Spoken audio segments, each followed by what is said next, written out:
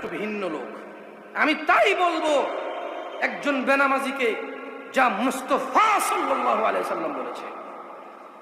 যদি জামশেদ মজুমদার কিছু বলে সেটা তোমরা বাদ দাও, ফেলে দাও। যদি মুহাম্মদ সাল্লাল্লাহু আলাইহি সাল্লাম বলে মেনে নিবে তো? মুহাম্মদ সাল্লাল্লাহু আলাইহি সাল্লাম বললে মেনে নিবে?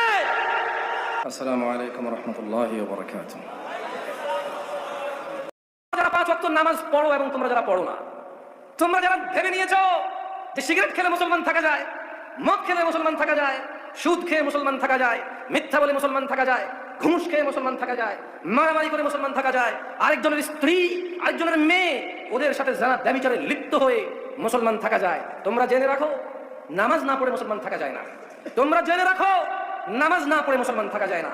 ভাগ্য আমাদের অনেক ভালো যে আমাদের আলেম উলামারা এখনো তোমাদের পরোয়া করে, আমাদের বক্তা এখনো তোমাদেরকে ভালোবেসে নরম সুরে বুঝায়। তোমাদের ভাগ্য অনেক ভালো। তাই তোমরা